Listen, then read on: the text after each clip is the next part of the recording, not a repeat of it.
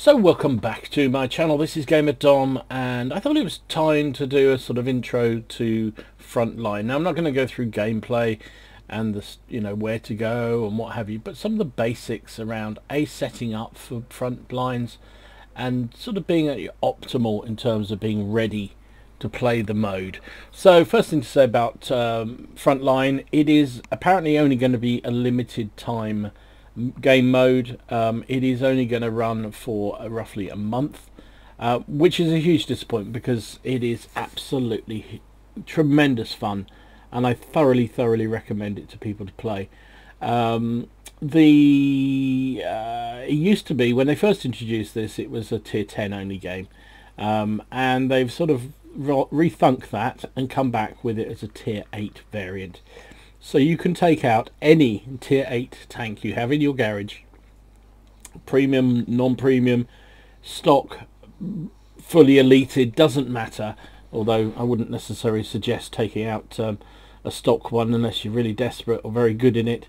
The other thing is, if you don't have a tier 8, they've also given us a couple of tier 8s to play with while this game mode is running, so they will be removed. There's the T-44L FL, the Russian tier 8 medium tank, and there's also, where is it, the T-32 FL, there you go, the American tier 8 heavy tank. So those things, and they come with 100% crew, as you can see, so that's good. So if you don't have a tier 8, you can use one of these ones they provide. Now, as I understand it, once this period of Frontlines is over, these tanks will be removed, so they're like rentals, but I think your crew will remain, so they will go into your barracks.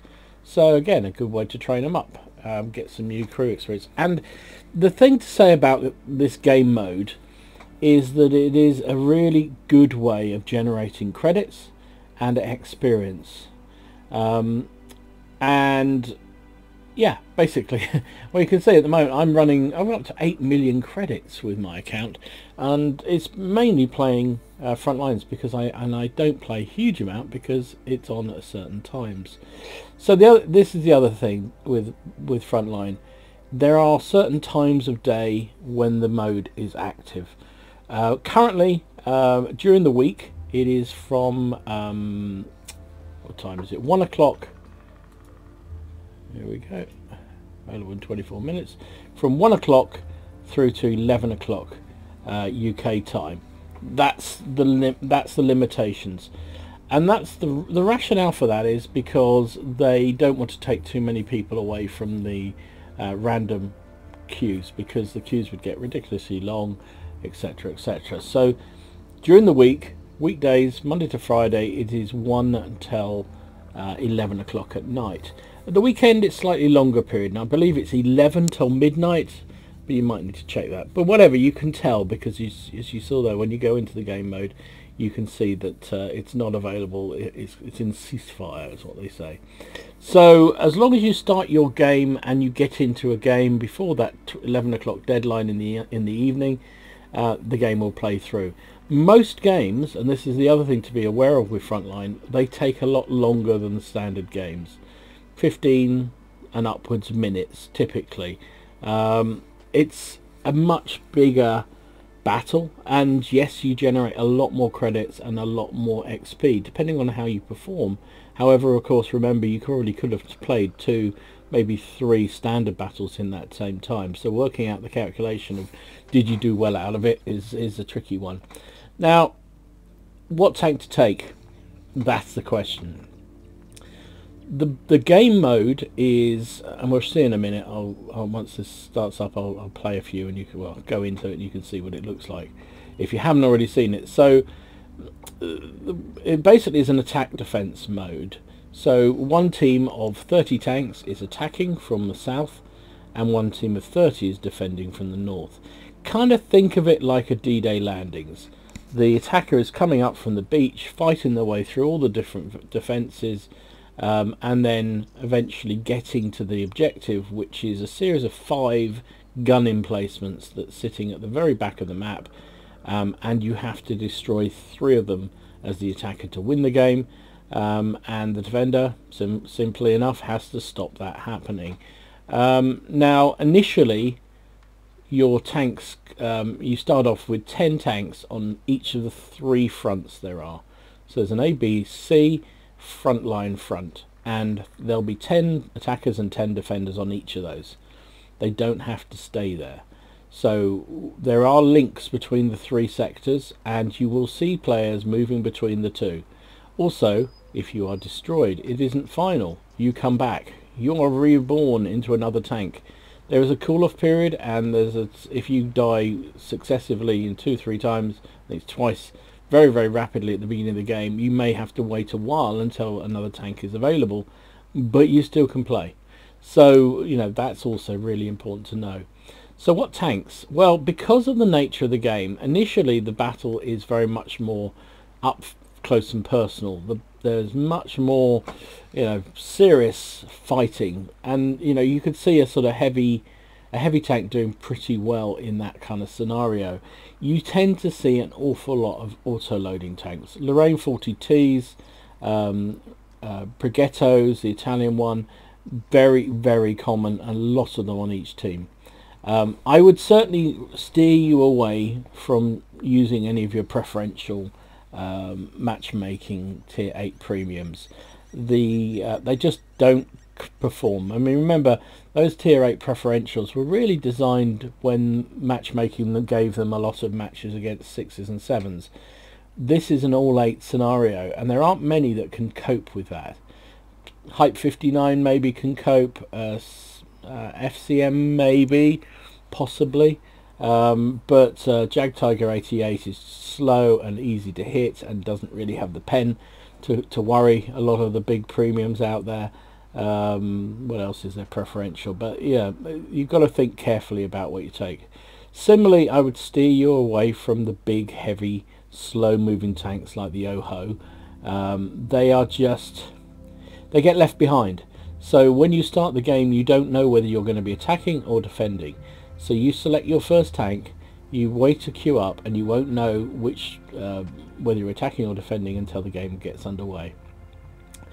If you're attacking, maybe having a big Oho to attack that first objective could be useful because you haven't got far to go, blah blah blah.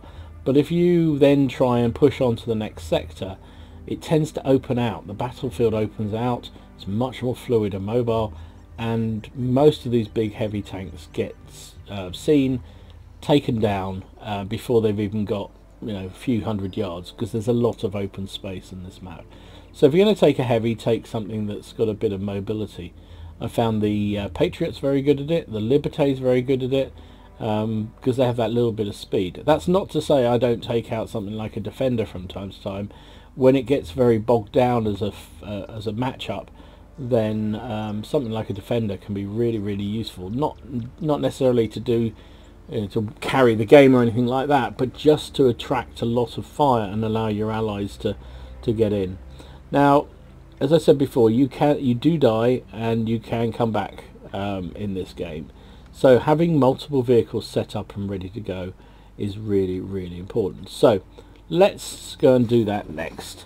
So you just saw me do it. The way you get into Frontlines is by clicking next to the random battles here. You can see Frontline is an option. It's saying it's available to me in 18 minutes. Click in here, it's telling me it's currently unavailable, and there's the time scale for when it's available. But we'll click on continue, because you can do this while you're waiting to set up. So here we are. Ceasefire is effective, ends in 18 minutes for me. You can see here a big laurel wreath thing tells me what rank I am. So there are 30 ranks in front lines, 30 ranks, and each time you go through that rank you get a benefit, some kind of things. It's a small number of credits, some fire extinguishers, you know, repair kits, that kind of stuff, up to the very last one, which is very, very good indeed. Once you've done 30, you can redo it, which is what I've done, which is mine is a slightly different colour to yours if you've only just started playing it. So I've actually played 45, I'm actually tier 45, 30 plus another 15. When you do it, you have to hand back a lot of your stuff that you've got. So let's have a look at the rewards. Here we go. See through what we get. Here you go. So 2 to 5, you get a token, which we'll come to in a minute. You get some coin, fire extinguisher, first aid kit, and repair kit. And you can see it increases down to tier 21 to 25, 30,000 credits. This is a free XP one, I think. I forget which one it is. That was free XP. That's a crew experience, and that's a tank, you know, just general XP experience increase modifier. Up to the rank 30, where you get 200,000 credits, you get a garage slot and a day of premium. When you move on, when you reach 30 again, well, once you've reached 30, you have the choice to give back all these things here, all these boosters. And in exchange, you're allowed to start again and do another 30. You can keep the silver, and you reset all your skills. When you do it 30 you get to tier 30 for the 4th time, you receive 1,000 bonds, which is quite nice. As you move up through each one, you get extra prestige. So by completing the first 30, which is what I've done, you get a special camo, you get 100 bonds, and a special badge against your name. Once you've done it again, which is I'm in the middle of, I'll get more camo, more bonds, more doodah. As we saw, once you've finished, you get 1,000 bonds, which is a nice little prezi, really. So let's go back and look at the next thing you need to be aware of. Combat reserves. This is important. So in combat reserves, so within Frontlines, there's 6 different kind of extra assets that you have with your tanks. There's a recon flight, artillery, airstrike, smokescreen, inspire, and engineering. Now, when you start, you don't have any of these available. I think you have 1 available. Heavy tanks can have 1 of these, medium tanks can have 2, lights can have 3, and artillery can have 4. And I will show you where they fit in a minute. But basically, to look at the differences here, so recon, imagine having your own spotter plane. You can put one up, point it where you want it to go, and send it off, and it will spot enemy that it flies over. Obviously, being from high above, it has a much bigger reveal zone than you know it would otherwise do. So here you are. This is at tier 2, and I'm getting 300 by 750 meter reveals. It doesn't actually go up, tell a lie. There you go. So the amount of time, however, goes up as you improve that, and how quickly it flies out also goes up as you improve that. So that's recon. Artillery strike is exactly what you'd expect. It's a concentrated, short duration bombardment onto a target. Airstrike is a larger area, so it's imagine a strafing run by a machine gun armed tank or a cannon armed tank aircraft.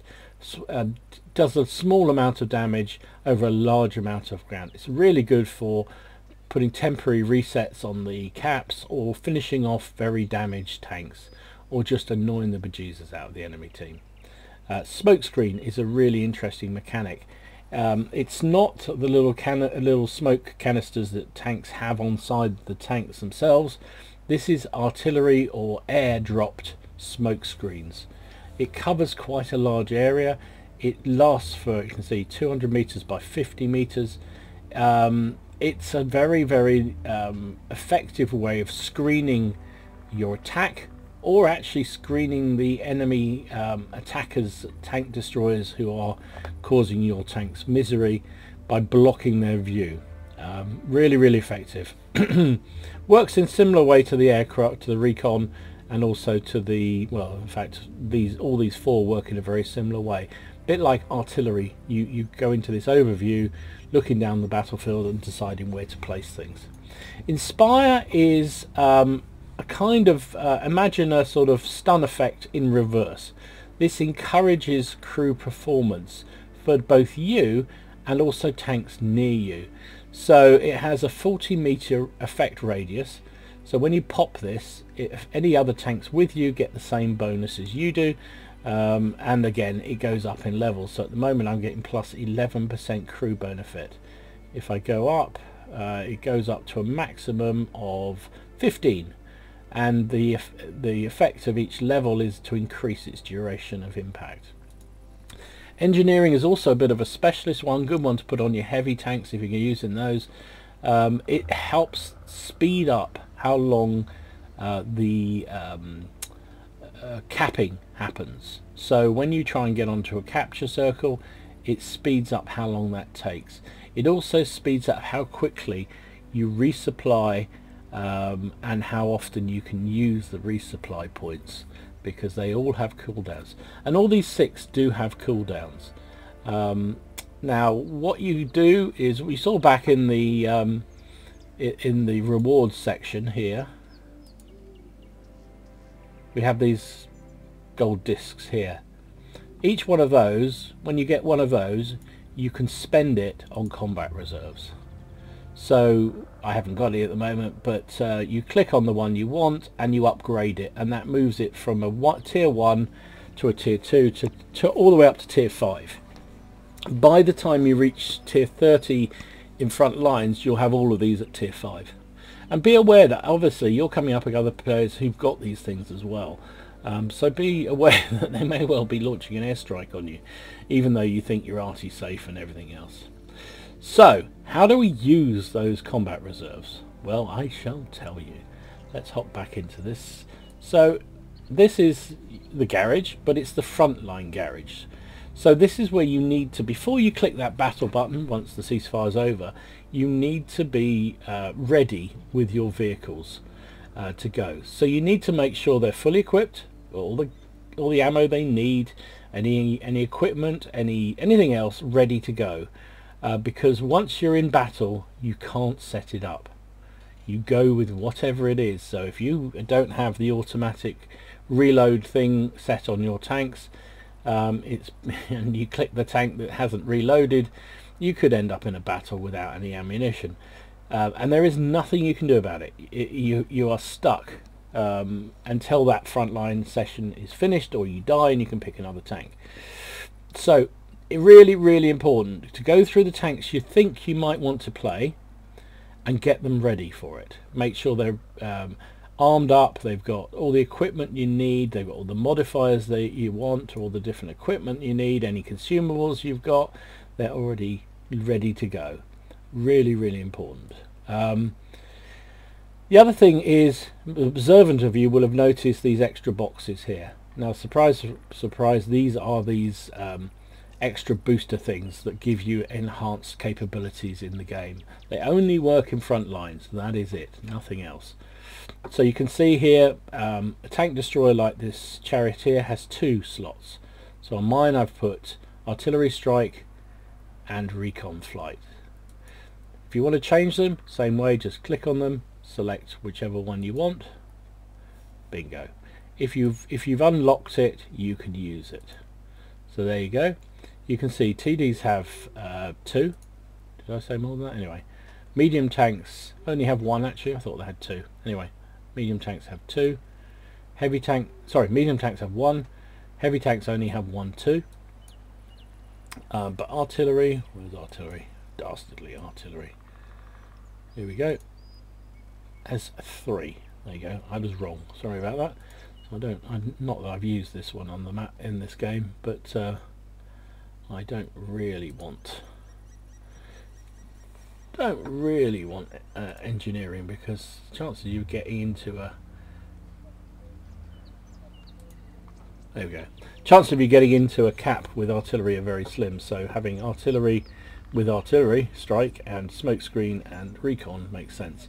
So there you go, that's how you set it up. Now again, you need to make sure you do this before you go in, because there are a few bugs in this game mode, and one of them seems to be that once you hit into front lines, you can't really reallocate any of this stuff.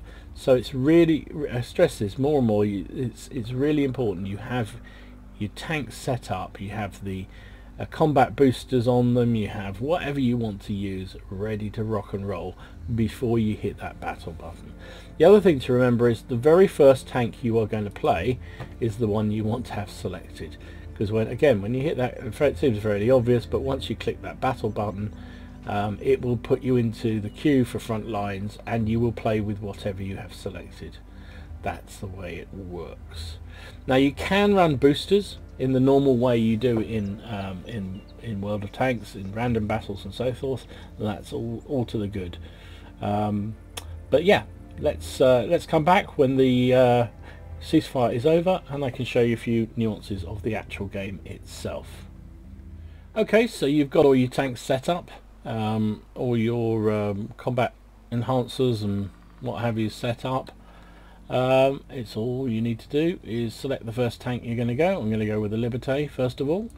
Click that battle button and let's see what happens.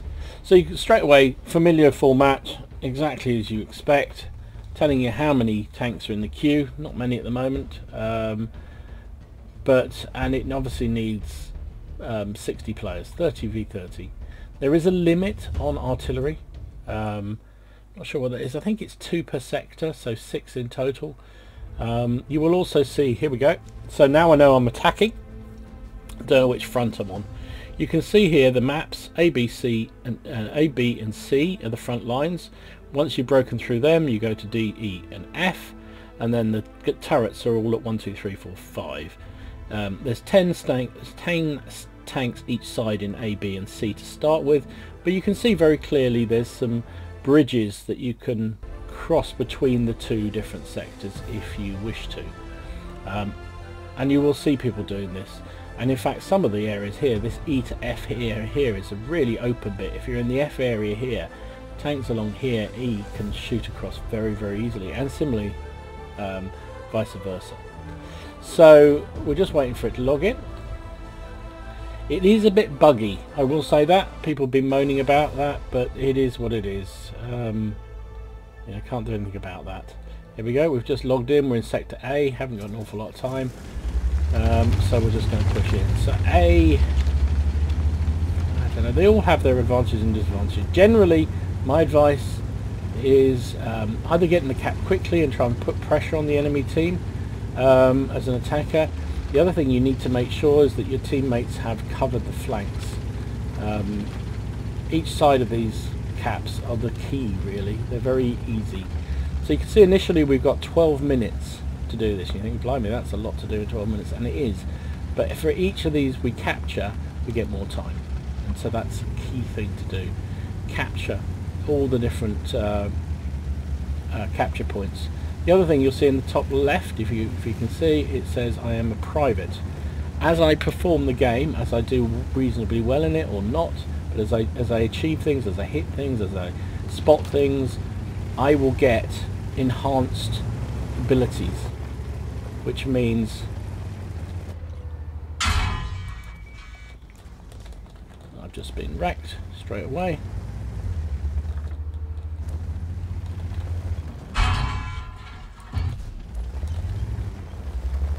See, I'm taking hits from all over the place because this is part of the challenge with this game mode. You don't know where the shots are coming from. I'm trying to put pressure. I'm going to die in a minute because there's tanks up above me to the right and I can't deal with them. Yeah, there you go. That was a quick start. Anyway, you can see the basics of it. I'll come back when I've got some more stuff to show. I suppose I should just show you the reloading. So you can see I died. I had 20 seconds or something till I can choose another tank. Now you can see all my available tanks are here. These are the ones that have crew in them. If they haven't got crew in them, you can't play them. That's the way it is. And you just basically choose your tank that you want to play next. Obviously the one I've just used I can't use again for a minute, but I can later on in the battle. Oops, I'm not ready to go. Hang on. Let's take the Patriot out. Okay, and then I click battle. I can change fronts now if I want to. So I'm in Sector A, I can look and see how many are in there. The enemy have got extra tank on us there. This flank has a major lack of tanks. This one, blimey, we're outnumbered in every flank. How can that be? So I'm going to go back into the one I was in. Here we go. Oop, would help you press the button. Okay, I'll be back with when I've got something interesting to talk about. So the other important thing to say in these games is the bases aren't reset when you hit enemy tanks. They are only reset to 0 once the target that's holding the cap is killed. If you damage them, like it just happened there, you see we had quite a lot of cap here, and then the tank that was capping was killed and it went back to 0 again. And that's the challenge as the defender. You want to make sure you reset, oh, it's spotted already, you reset the caps. If you damage tanks then who are in the cap and counting towards the cap ticker, then you will just basically slow it down. It slows down the process of capping. Once you kill the enemy tank, then it stops it entirely. Obviously the idea of the attacker is to get as many tanks as you can. If you can get 3 tanks in there, it's like a conventional cap. Now we need to capture this. We've already used up 5 minutes of our 15 minutes, but look, on the enemy team haven't got many in this cap, so we need to take this cap while we still got the odds. But this is not easy against so many defending, which is why I've taken out the big boy.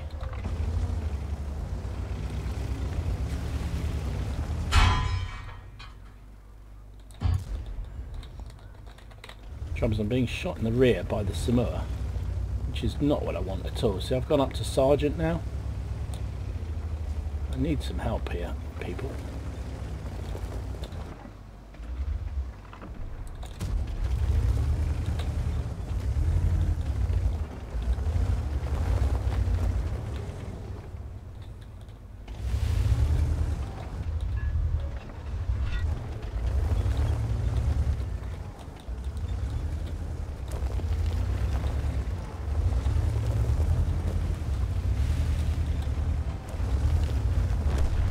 Trying to take this cap as quickly as I moved up to Sergeant, which means I'm better, and I'm being hit in the rear again by that Samur, and he's resetting me, but I can't do anything about it. I can't see him. I need to. He's almost killed me. He's killed me! Oh, for crying out loud. Anyway, you get to see, I almost did that single-handedly. Nobody else came to help me. But that was the problem. I couldn't take it. Now I've got to wait 2 minutes until my next vehicle is available. Meanwhile, there's only 4 minutes left in the game. You can see what the other... We've only captured C. Oh, that's just given us an extra 3 minutes, which is good. 4 minutes, actually. So we're now from C falling. Now, we'll talk about that in a minute. Let me go back into the game, and I'll come back when I've got something else to show you. So we're back into the game. You can see B, this B fact is about to fall. Hopefully. We also have a considerable outnumber on the enemy team. I think they've pretty much given up this one. Now, once the cap has fallen, the enemy team have a limited period of time to get out of that front. They have to relocate out and move north or into one of the other side regions. Otherwise, they get destroyed. There's a sort of airstrike that comes in on them and just obliterates them. They have taken it, haven't they? Yes, good. Right, so here we go. Captured B. And the enemy have to now vacate, or they will be destroyed. Hey, there's no reason why they can't fight it out until they are destroyed. But basically, if they don't, then they are. Then they will die anyway. You can see also here the repair points. There's 2 of them in each sector. One generally in the north of the sector, one in the south. And that's where you can repair your tank. You can also use it to, let's see if I can hit this guy as he runs. Yeah. You can also use him to use them to replace ammunition.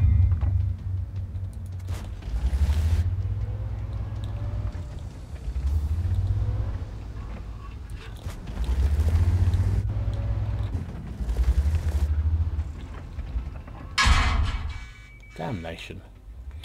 Of course he can hit me from range, I can't hit him. I'm going to get behind this rock because I don't really want to be... I wanted to get round into the other sector, really.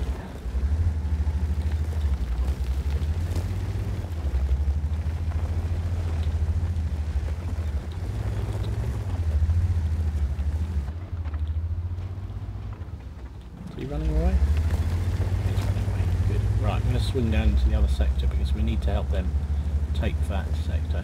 So you can see there's a bridge here between the two. I can go easily between the two and hopefully surprise some of the enemy here, or of course be surprised. Now be careful when you're doing this because you can leave your team dangerously exposed. Now the other thing to say is once you've captured, your team has captured one sector, they can't move on forward until the mini-map is showing it as being properly greened out. If they go before that, they'll get destroyed by gun, well, damaged badly by gun emplacements. So that's another thing to be aware of. You need to make sure that you don't go before you're ready. Enemy defender there is being eaten. I might try and put some pressure on him too. There's an arty strike coming on it.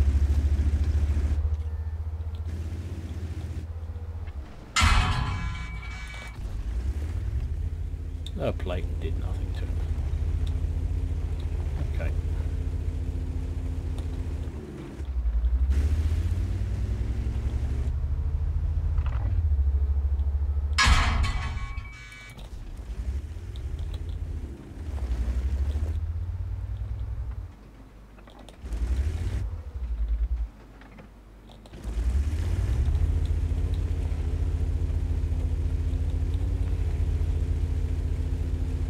On my own airstrike in a minute.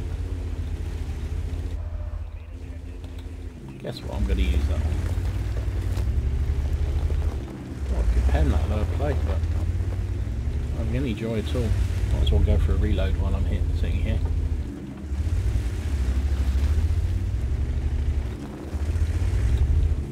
Of course, now he goes out.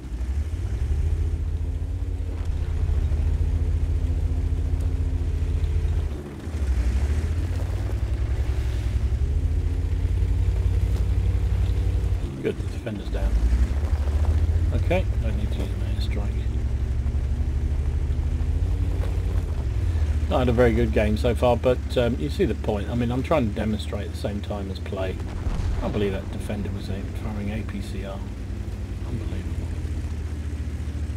So yeah, you can't move forward until the sector allows you. You can't stay in a sector until initially anyway, you have a period of time where you have to leave.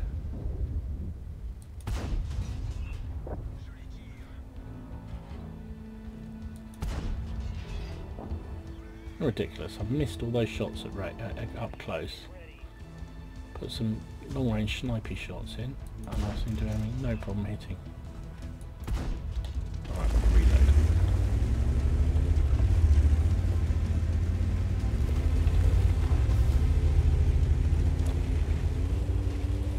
Use my speed to get forward, get into the cap again. I have got artillery strike. Let's use this then. This is airstrike. I'm going to use it on it. Oh, he's dead. Oh, there's a what's it there as well. Let's use it on him. There we go.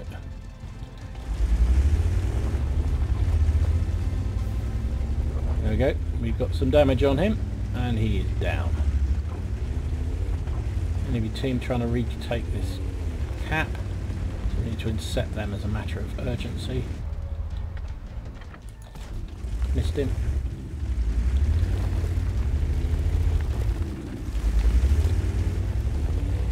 Yeah, it's too late. He can't do it.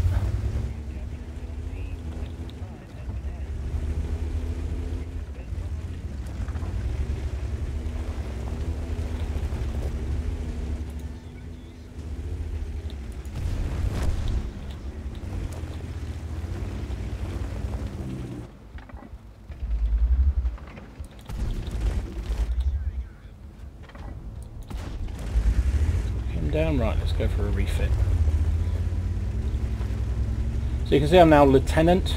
When you get to lieutenant you get 50%. Oh, I'll talk about it in a minute when we get to the end. That's what we used. Thinking and doing is not easy for me, I'm a man. Right, so resupplied. It gave me my ammunition back. It repaired my tank, and also allowed me to, if I'd had any crew dead, it would have repaired them, made them better, patched them up, sent me on their way. So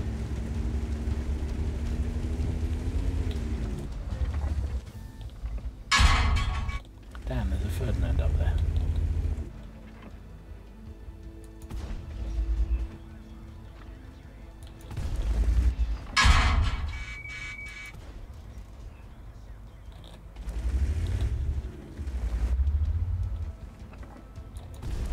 Couldn't finish him, could I? No, but he finished me. Hit him 3 times in perfect position. 4th time hit him also there, but didn't pen. Oh well, back with a bit more later. So we only have 30 seconds to do this, so we're never going to make it now, unless we can contest a strong point. If you're contesting a strong point, then you get extra time. But you can see we're not going to do this, I don't think. We've got, no, nowhere near the F zone, so this is going to be a loss. Which is a real shame. Now if you take out a tank that's already been destroyed, the repair costs are free should you then need them later on, so that's another advantage of doing the same tanks over and over, apart from the fact that the objective, you get extra... oh, we got overtime. Okay, cool. I did not expect to see that. We need to push forward. We need to get going. You can only attack the bunkers from the side and the rear. The rear, I believe there's a couple of so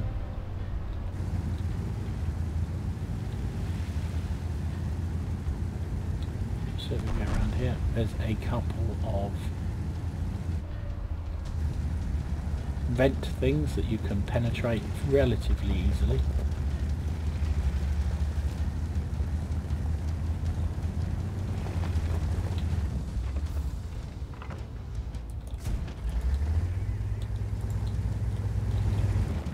Sees me now. There's a gun turret. One hit. One hit by Progetto back there at the back.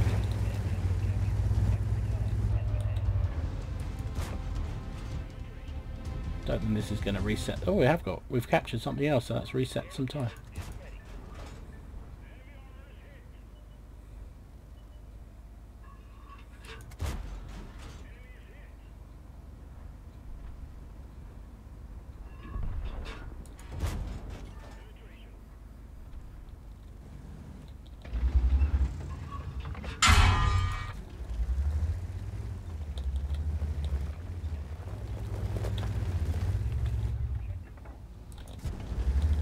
So that bunker's down.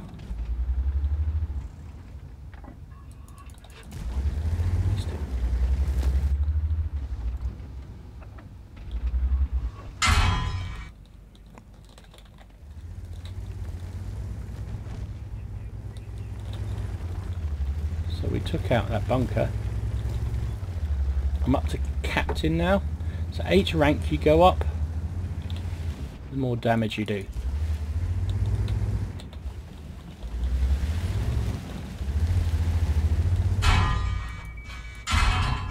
Artillery's hit me.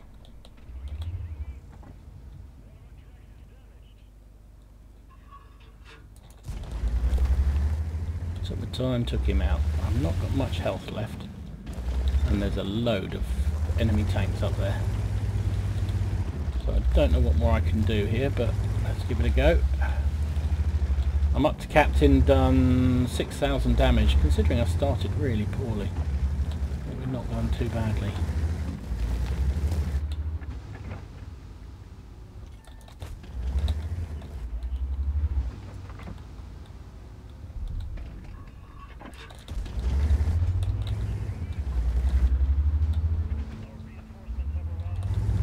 Which way round is he looking? Looking at me. Let's try the aircraft while we're here. See what we can see over this way.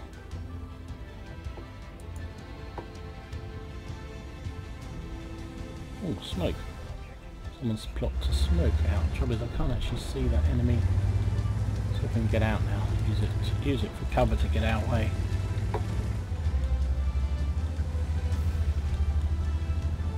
On the a bit slow, that's the problem.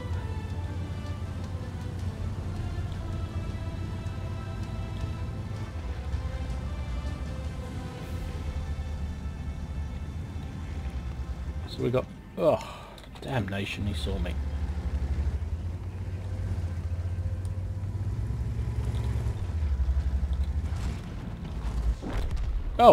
Oh, artillery got me. That's the other thing with artillery, they can fire between sectors. So that's another thing to be aware of. We got, no, I don't think we'll do this, but we got slight possibility maybe. I don't think I'm going to get time to actually influence the game anymore. I'm going to have to come in that valley. I want to take out something fairly fast that's got a good gun. Let's try.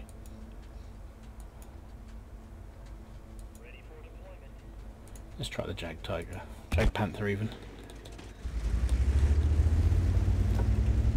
16 seconds. No, we're not going to do this, unfortunately. Oh, we got 2 damaged.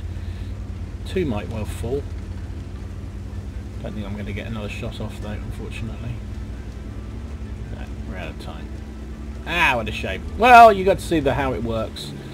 And, you know, my gameplay initially at least was pretty crappy, but we got better as we went along there, so wasn't so bad after all. But we got 1 turret, we damaged 2 more.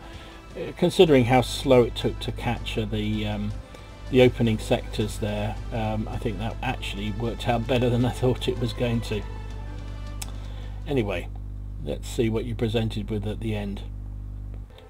So as you go up, as you achieve a rank, so Captain gave me an extra 600 well, frontline points, I guess, so that moved me up a little bit further on this grade. You can see now I'm almost into tier 16, which is good. No extra benefit for me this time, but you can see here, even on a defeat, 197,000 credits, 2988 XP.